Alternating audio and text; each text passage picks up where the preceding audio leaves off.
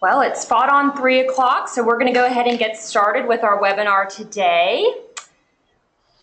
Welcome everybody to our WAN-IFRA webinar series. My name is Nicole Frankenhauser, and I'm the advisory coordinator for WAN-IFRA's Global Advisory, our consulting division for WAN-IFRA based in Frankfurt, Germany.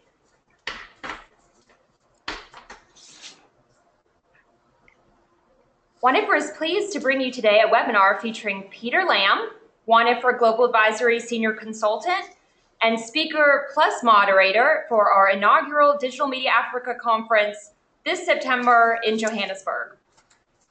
Our webinars are active platforms for audience discussion, so I encourage you to ask questions. You can find at the bottom left of your panel a box that's labeled questions, so please just type in your questions, and after Peter Lamb concludes his presentation, we will begin our Q&A session.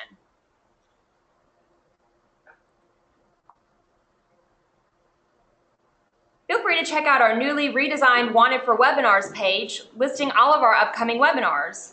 We're excited to announce a webinar with Jeff Moriarty, Chief Digital and Product Officer at Johnston Press, on October 5th at 3, and he'll be presenting to our WAN-IFRA audience on how Johnston Press has boosted revenue by offering local advertisers marketing services and solutions going beyond the traditional display model. So I encourage you to sign up today. And don't miss out on our upcoming WAN-IFRA events. Peter Lamb will be our special guest at the Digital Media Africa Conference, and you can join his session live on mobile strategy and ad revenue. Peter will be joined by 20 plus other global speakers in Johannesburg, South Africa, where we will focus on digital revenues for the African news industry. Secondly, mark your calendars for our World Publishing Expo in Vienna, Austria.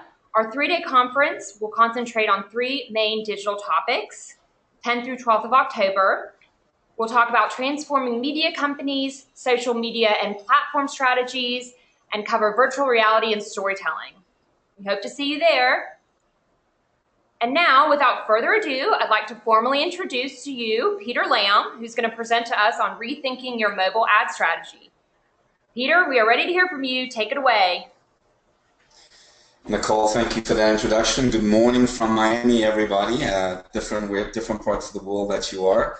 I hope you're all having a good start to the brand new week, and that the month of September has been really good to you from the revenue perspective. I speak really fast. I've made a big note on my screen to really try and slow down, seeing that most of you are in different parts of the world. Let me just run through some quick housekeeping issues. Number one, I've made a few assumptions for this presentation. Assumption number one is that there are different levels of knowledge on the mobile space on this webinar. So I apologize in advance if I might offend you by making it too trivial in some of the topics I'm talking about. Number two, very importantly, this is definitely not a technical presentation.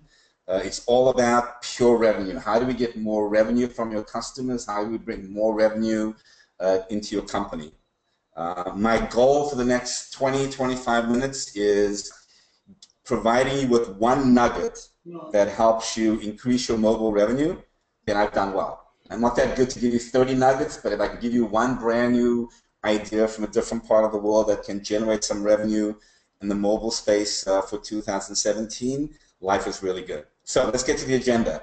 The first thing I'm going to do is just run through some statistics, some numbers that are relevant to our conversation today. The second thing I will do is give you a little bit of a roadmap, kinds of questions to ask when you're looking at your strategy, what should you be looking at when you're looking at revenue streams, and maybe get a little bit adventurous and challenge your thinking a little bit of what you're currently doing on mobile.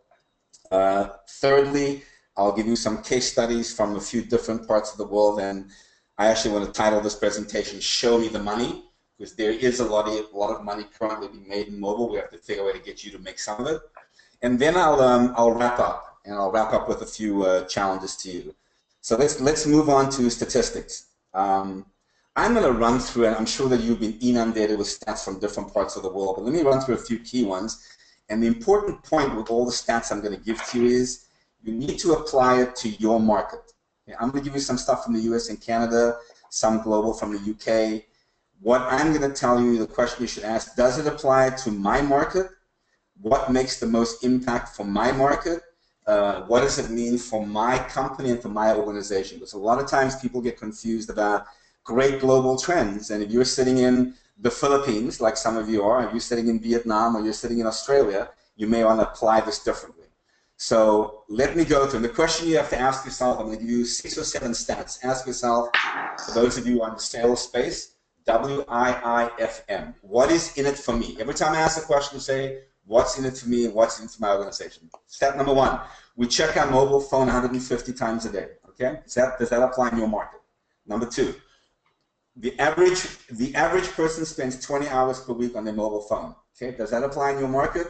What does it mean for me and how I make revenue? 2 out of every 3 digital minutes, 66% of all digital minutes are on mobile. Okay? Does it apply to my market? How does it apply to me? 79% of consumer time is actually spent in an application, 20% on the mobile web. Does that apply to me? In the US in particular, half of all digital commerce revenue in the US is mobile. Okay? So that's just a global perspective. Now, one of the big topics we'll talk about, which I'm sure why you're on this webinar, is going to be, hey, Peter, what do I do? Do I go for an app, or do I really go for the mobile web, so to speak? So let me give you some stats that are more specific now to that conversation. 73% of app customers or app creators choose the freemium model. The freemium model versus the paid model. Okay? That's 7. I'm going to say it again. 73% of app creators choose freemium. So the question for you is, how does that apply to me? Number 2. 80% of all the apps downloaded are used only once. Okay? Look at your phone right now, if you have 2 seconds. How many apps have you downloaded? How many do you actually actively use? How many you just totally discarded? I mean, the trend is pretty much 80% of the apps only used once. Last point on apps, the average price of an app download is $1. That's a company called Statista that actually came up with that stat. I was surprised that it's that low, but that's irrelevant. That's actually a study done for the past year. Okay? Let's talk about some global trends. Again, what's in this for you? In-app advertising is driving mobile growth, $22.4 billion in 2016. Does it apply to me? In-app purchases, $37 billion. Paid app downloads, $29 billion. Okay? What does it mean for me? So let me give you a specific example of a client in Asia where 25% of all their digital revenue is mobile, and they see the switch to apps, specifically 70-30%. Okay? 70% of the business now is going towards apps. Now, I'm going to give you a bunch of examples from different parts of the world of how revenue is getting generated. And your question to yourself is, does this apply to me? Okay? And the very important question is, where do I fit in? Where does my organization fit in on the spectrum? So all the stuff I gave you, if you need me, I can email that to you after the presentation, what those are. So here's what normally happens in a conversation like this. Your CEO is sitting in a meeting, he goes to New York, he goes to London, he goes to Hong Kong, he hears all the stats, and he comes back and he says to the VP of sales or the tech guy and says, you know what, I heard this crazy black guy from South Africa talk about all this great mobile stats. Do something, show me the money. What do I do now? And your responsibility then is to go ahead and figure out what the next step is. So let's talk about the next step. I'll move to my second point. What is the roadmap? What kind of questions should you be asking to decide where do you go from here? And really, what I'm trying to do, ladies and gentlemen, is I'm trying to run through the questions as quickly as possible, because I think most of you really want to hear where the money's been made in different parts of the world. So let me think. So I'm going to give you some general questions and then specific questions. My thought process for this presentation was, let's do a little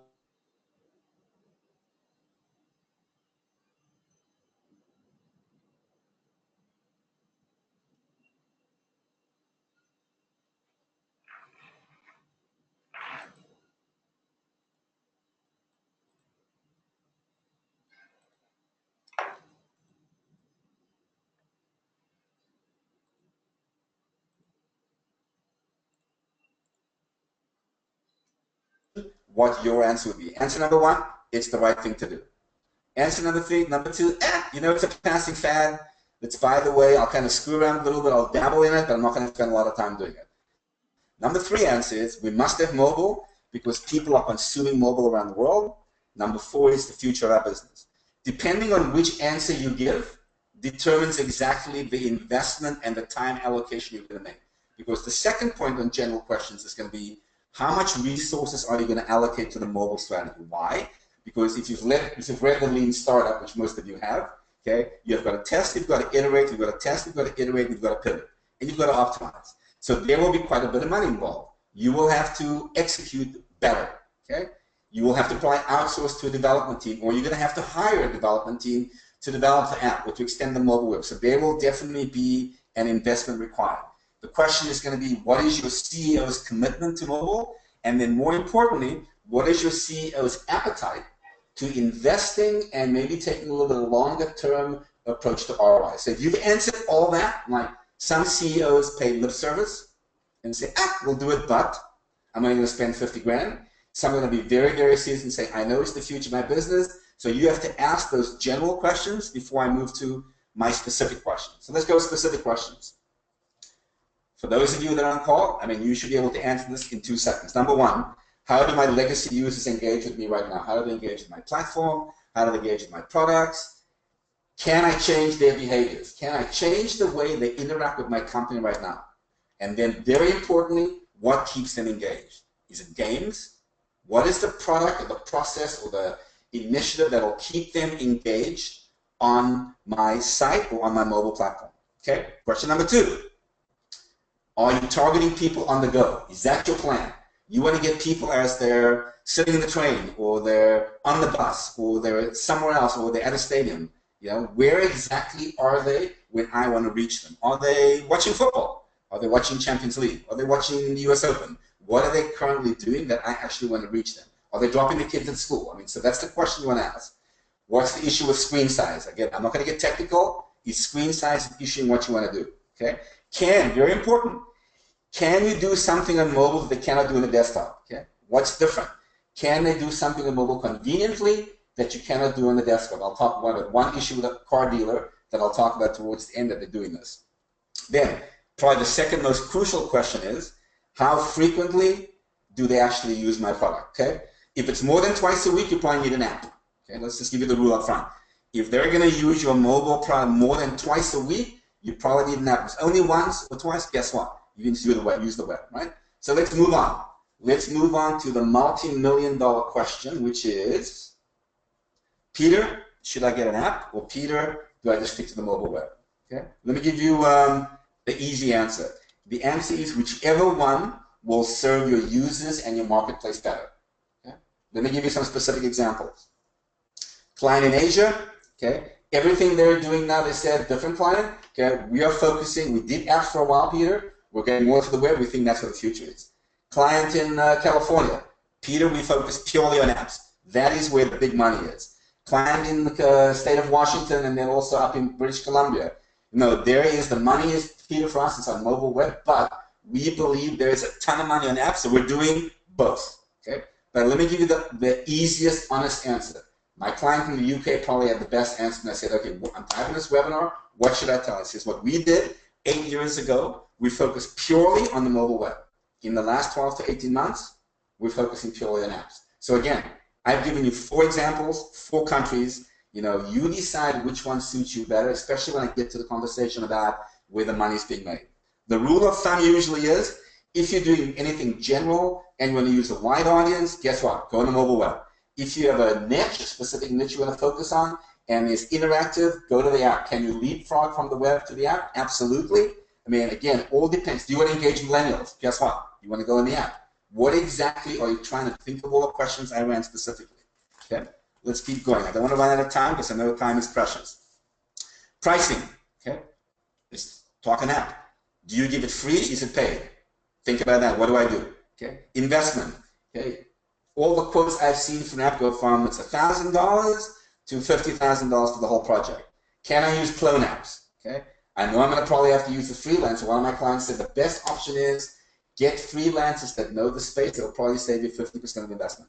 Most importantly, who is going to execute in your organization? Who is going to be the person responsible?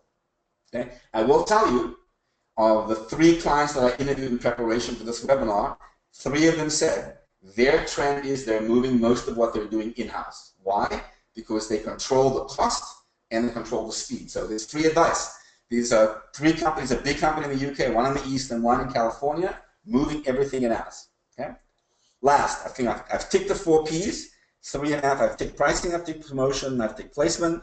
So those are specific questions that I would ask in getting ready for where do I go from here. So let's get to the meat of what you came to hear today. Okay, where's the money being made? Who's making money? How they're doing it? And how do I copy what they're doing? Okay, let's go. I'll first start. But let me tell you how I think about this in terms of all the presentations I give around the world. Think about, if you're taking notes, write down TLC. TLC is not tender loving care.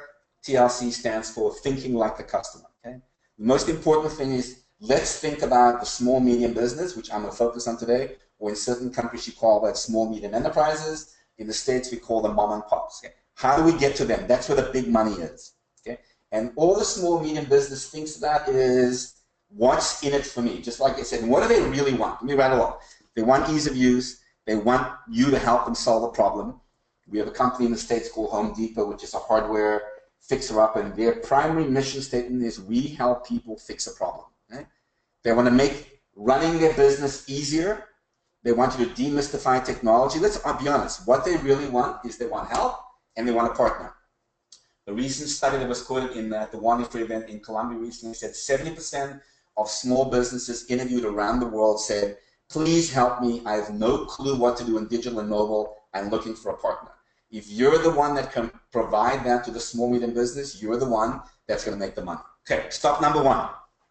We are in the UK. I'll give you a little history of the company. Started as a publishing company for print-only free paper many years ago. The company now has 85 niche websites. Their terminology is, we make riches from niches. Right?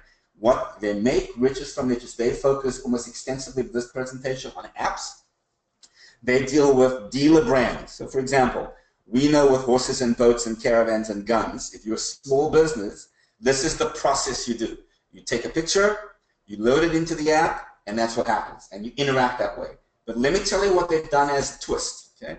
The app, let me say this slowly to make an impact, the app runs their business. It controls the inventory, it notifies them when somebody's looking at the item, it provides push notifications. The benefit to the customer is it actually takes care of all his needs and runs his business. Pure customer service, customers can chat to each other. Okay, it's a beautiful way if you're a small, medium business and you're taking pictures of your boat, you're in a boat store, or you're taking pictures of the horse stable. That's what happens.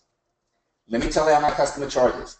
It's roughly $250 a month on an annual subscription basis for this ability of the app running your business. Let me do some numbers.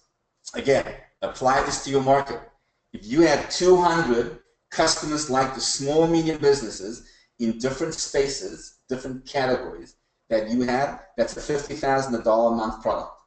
Okay. My question to you would be is, you could probably ROI the app very easily, but the more important question would be, do you think you need a sales team or a sales force to help you generate more?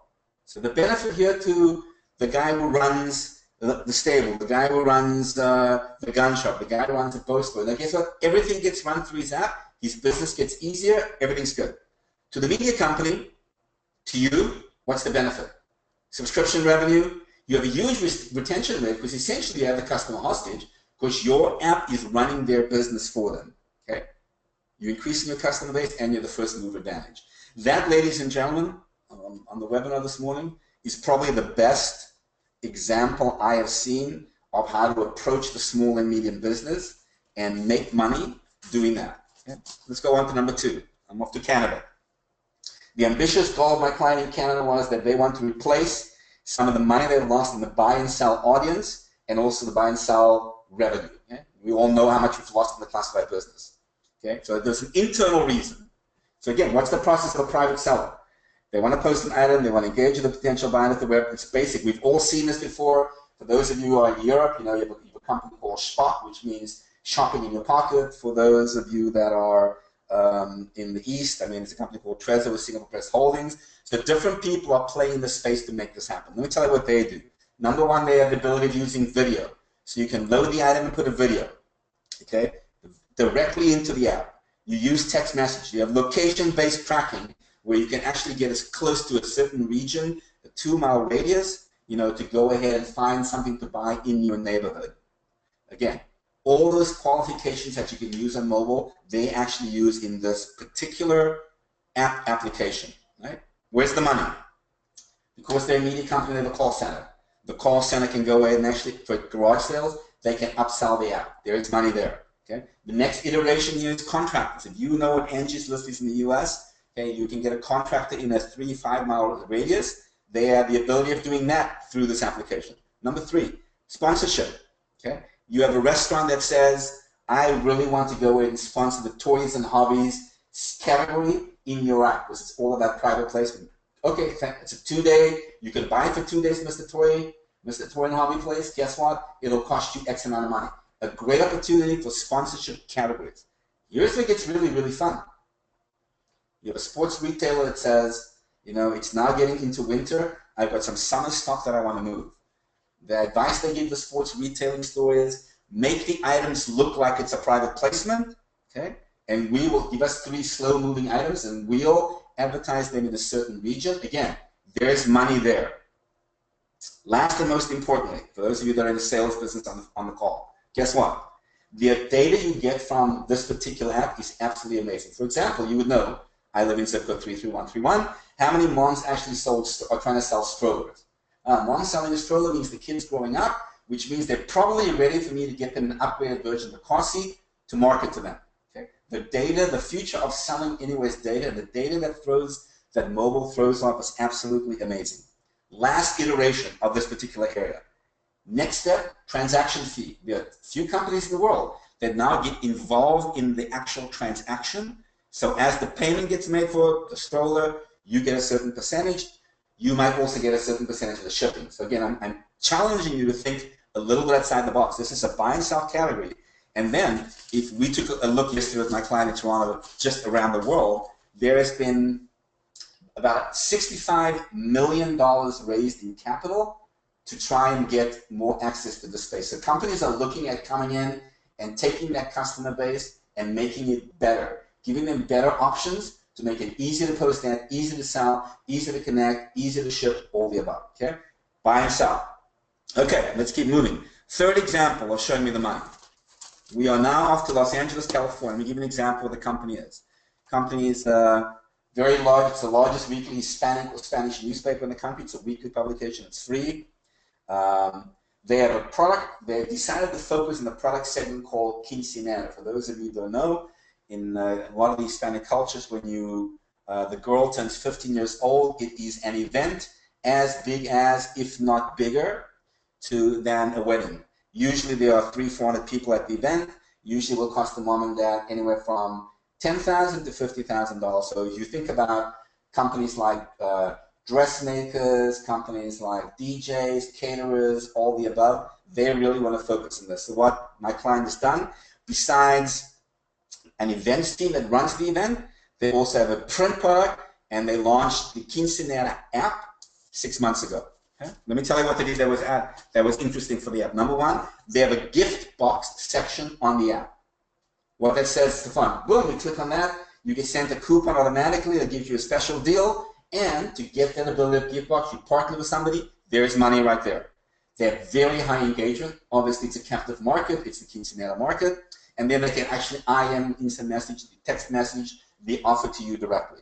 Okay? They made a conscious decision to block all ads from the app. Why? Why would they do that? Because what they've done instead is for every vendor that's involved with their business, they charge them a fee and put them in the app directory. Again, directory. We don't think about that for the ads. So you're probably wondering, does it look like an ad? Yes, it looks like an ad, but to the end user, it's an ad that actually is an integral part of the app. And again, remember what I said to you up front, there's money in the small and medium business space. They actually have, if you think about Nicole's introduction on the webinar, they have 2 reps in the sales force that focuses only on the Quinceañera business and the Quinceañera app. Okay? High conversion rate. They can upsell they can upsell the print, they can upsell the event, but their focus is purely on the app. Let me tell you what the results have been. Okay? The app opens doors for them and starts the communication. The prediction is they have 20,000 downloads in the first 6 months. They will probably end up at $500,000 by next year. So again, is there money being made? Absolutely. absolutely for money. The question for you is, are you going to jump in here, take the challenge, and go ahead and learn from what they've done? Okay, let's move on. Case study number 4. The largest Mercedes-Benz dealer in the southeastern United States had this following thing happen to him about a few months ago. A very, very creative media sales rep sent him a SMS that included a picture of his dealership, a service offer, a QR code, and some more essential data about the dealership. He went, what the hell is that? They have since actually gone through a separate platform where what they can do, the customer can print the coupon. They use the platforms called the one-to-one platform with outside vendor, which they have an alliance with, and they can actually bring the mobile phone in with a coupon and redeem it. Let me tell you what's happened. For some of you, that may seem trivial, but for the US, where we're trying to really get back a lot of the automotive dealer revenue, let me tell you how it works. Okay, number one has been a 30% conversion rate. 34% of the people respond in 10 minutes. The Mercedes-Benz dealer has a $200,000 increase in net incremental revenue in the first 6 months, purely on the service business. The next phase is new business. Okay? How do they charge the customer? It's $400 a month for the base package per dealership or per location, $1,000 for all the bells and whistles. Again, why do I focus on this one in particular? This one because it's automotive. We need to go ahead and we've lost so much automotive revenue in the print business, and we need to get better at that. Okay, I'm running a little bit out of time, so let me get to my last one. The last one, for those of you who don't know, it's called geofencing. And let me give you a quick definition. Again, let me apologize if most of you know what geofencing is. I'll read it quickly. It gives brands an opportunity to hyper-target their message by showing ads to users when they are browsing on their mobile device in specific geographic locations. Now, that sounds like a very simplistic definition, but let me tell you, I have another client that makes money doing that. And right now, ladies and gentlemen, geofencing is in excess of $2 million a year. Okay? They use it in 2 different ways. Way number 1, car dealer usually has franchise. Car dealer has a franchise boundary. They can only focus on a certain boundary. They geofence that, and that's how they make money. Real estate has an open house. Again, another area of business we've lost. Real estate has an open house next week. They geofence a certain radius, so local people come and look at the open house. Okay? Do geofence for location. But let me give you an example how it really could make a lot of money for corporate sales, national sales. You are at the Etihad Stadium watching a soccer game. And you have the ability of sending a message about something while they're there. Okay? Ski resorts do this a lot because they can geofence competitive ski resorts. Golf courses. I can go on. You're arriving in Seattle, and you need to find out, for example, how do I go ahead with the best places to eat? Geofence that, provide the message. Or more importantly, for somebody who lives in Miami, you go to Disney World, how the heck do I miss the lines? And there you geofence the area and send to all the people there, how do you avoid lines at Disney with somebody sponsoring? I want to say it again.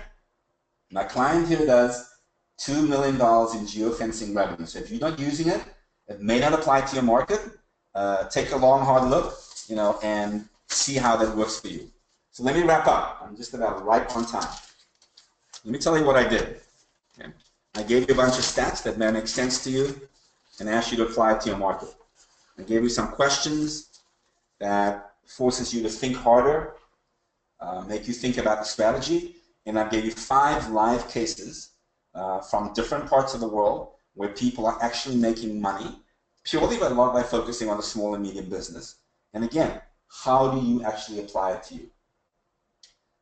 Allow me to wrap up the webinar by the way I wrap up all my presentations around the world, by challenging you if you're on this webinar. My challenge number 1 is, we learned a lot of lessons from the print to online transition in different parts of the world. It's no different than print to online to mobile. The transition is lessons. Lesson number 1 is, every time we have a separate sales force, great things happen. So I challenge you.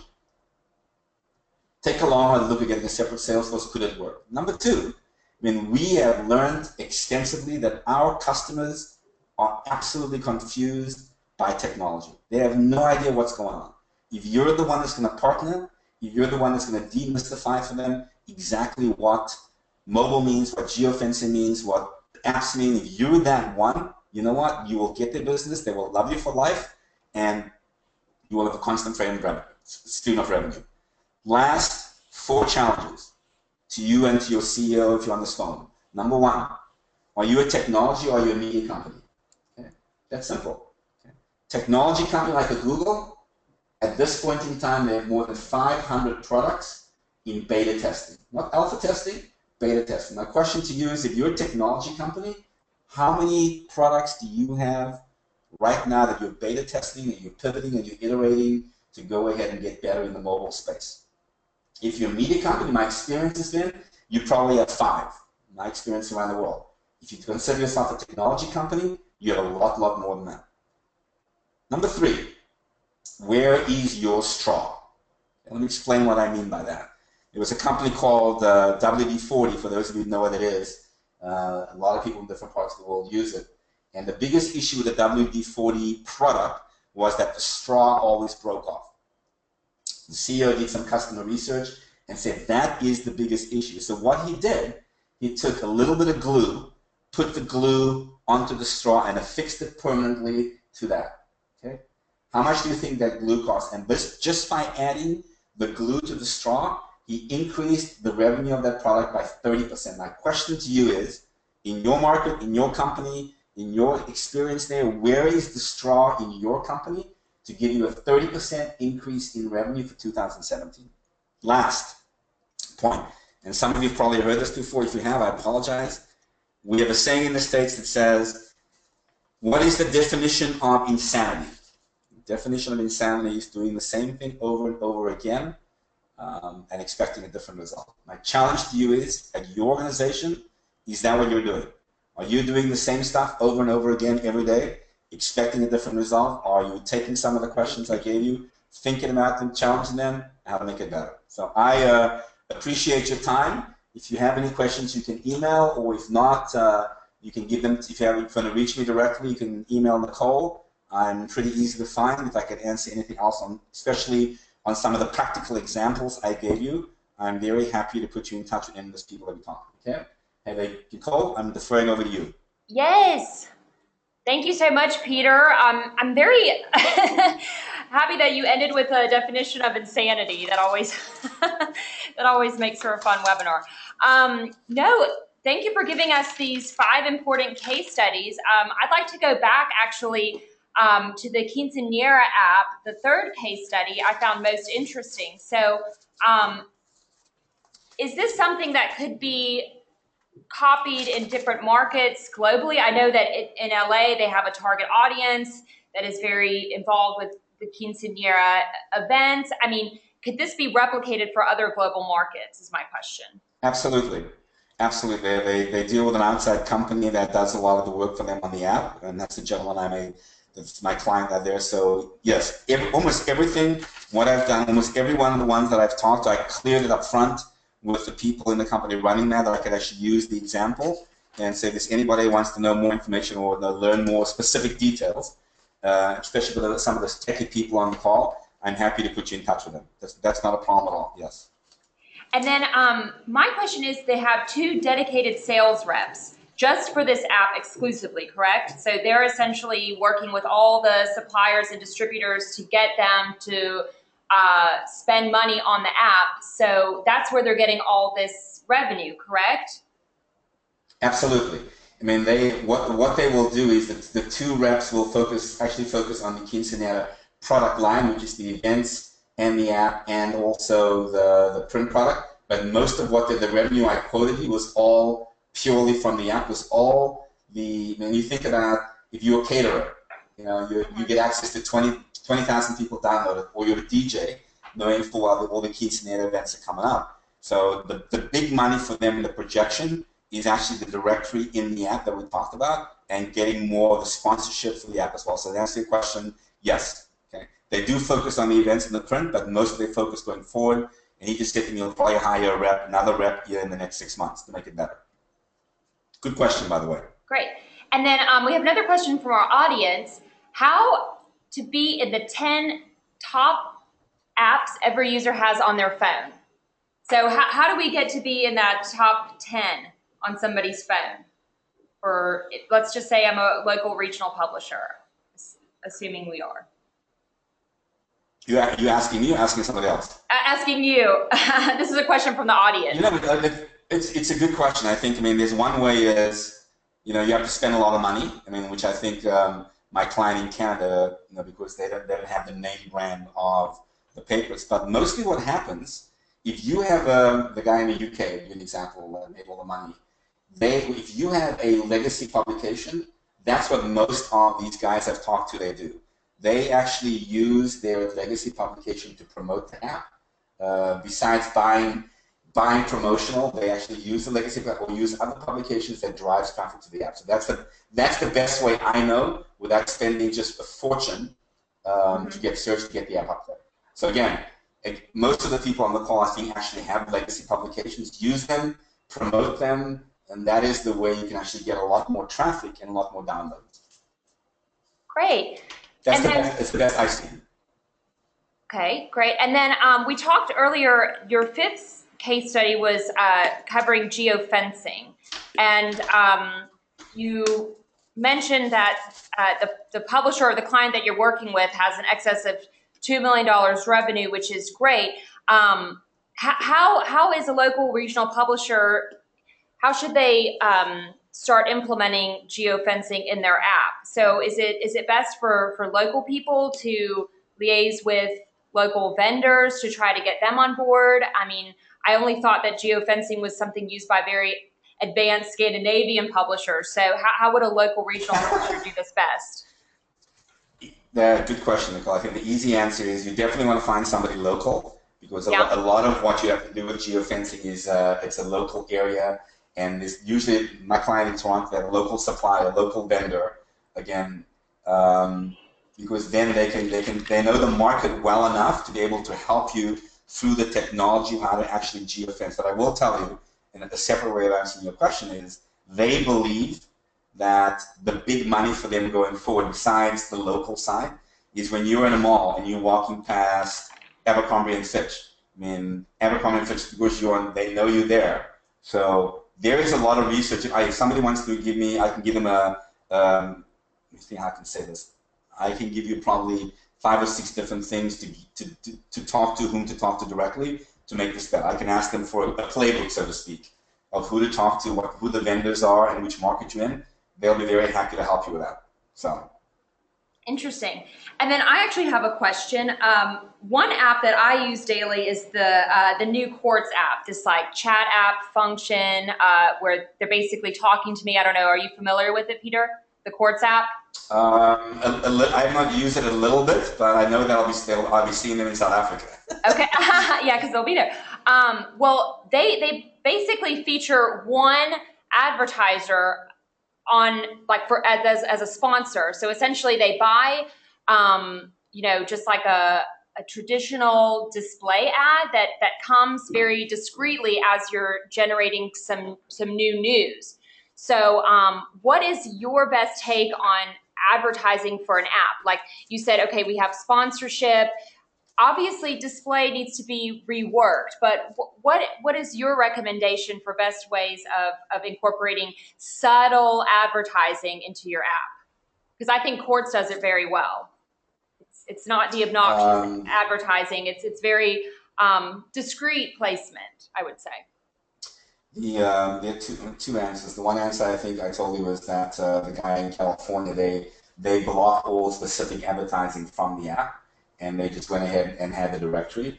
I've also a different client in the UK that's in the music business that they use. I'm sure most people on the call know what infinite scroll is. So infinite scroll is that you're looking at a piece of news on a band, and then it should send you some lot of context.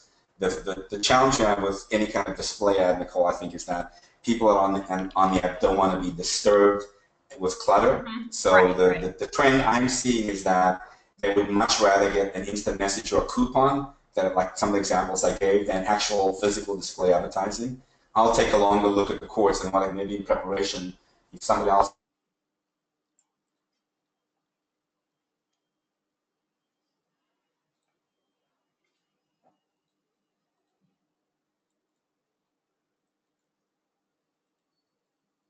and seen the research that says hey, we love this app and we love the fact that it's minimal ads, but there have to be a few case studies out there. Gotcha. Well, great. If anybody has any questions from the audience, we have about 5 more minutes. So please submit your questions. Okay, so going back in my notes, Peter, we had mentioned earlier about call centers. How easy is that to incorporate? Like you had mentioned the U.S. Provider Angie's List. Can you give me more information about how people would essentially bridge that call center with their app for sales? Well, that applies, Nicole, specifically to companies that are media companies that are traditional. So a traditional media company would have a display sales force, they would have a call center. So in the calls they're making, part of the product offering, they're now having the calls, they're calling a contractor that's on Angie's List, and they also besides offering them print, digital, they're also offering the app as well. So it's just an add-on sale, but what we're finding is that the fact that they have an app is a conversation starter. And for those in the call that are sales related, really, you always know that as long as there's a way of starting the conversation, life is good. So if you don't have a call center, I would not recommend setting a call center up. Mm-hmm. What I would recommend is, one, if you do have a call center, use it. If not, there are tons of companies out there where you can actually outsource to a call center, right? And you pay them a certain percentage of what they do. So that's one option. But I do believe that an easy way to get in some of the revenue streams, if you have a call center, is using the people making the calls to promote your app, and also to sell your app as well. Great. And we have a question from the audience. Looks like, Peter, you might have a little homework assignment. One of our audience members says, we'd like to hear more about the app that can help replace classified print revenue. Can we see a playbook on this app, please, or the case study? What you can do is, if you email me the gentleman or the lady that asked that, I'll put them in contact directly with the guy in Toronto, because he said if anybody has any questions, he's happy to help them so I'm happy to do that. Unless you're in the Toronto market, don't send me your name information. But if you're not, send it to me on a call so he can send it to you, and I'll email them Terry's contact number, Skype, and they can talk to him directly. But it's a good question, because I said that is the space that a lot of people are playing in, number one. And number two, there's a lot of money being raised in the capital markets to really figure out how to make that space better. So kudos to the person asking the question. I can help with that. I'm sure Terry in Toronto will definitely help you as well. Great. Okay. And it looks like we don't have any more questions for our webinar. So our audience member said thank you for answering your question. You're very welcome. I think we'll go ahead and wrap up, and you'll be getting an email. All the audience members will be getting an email from me on some of the top takeaways from the webinar. We'll also provide you ways to get in touch with Peter Lamb on hearing more about some of these case studies that he presented. But I'd just like to extend a special thanks, Peter, to you for taking your time today to go over some really interesting case studies from around the world. Sounds like you're working with some great clients that are implementing really cool stuff in and out of their newsroom. So thank you so much, Peter. And I guess we will see you in Africa for Digital Media Africa 2016. Sounds great, everybody. Thank you, Nicole. Have a wonderful day, Tuesday or Wednesday, wherever in the world you are. Appreciate it. Have a good one. Thank you. Thank you. Bye-bye. Bye, everybody. Bye-bye.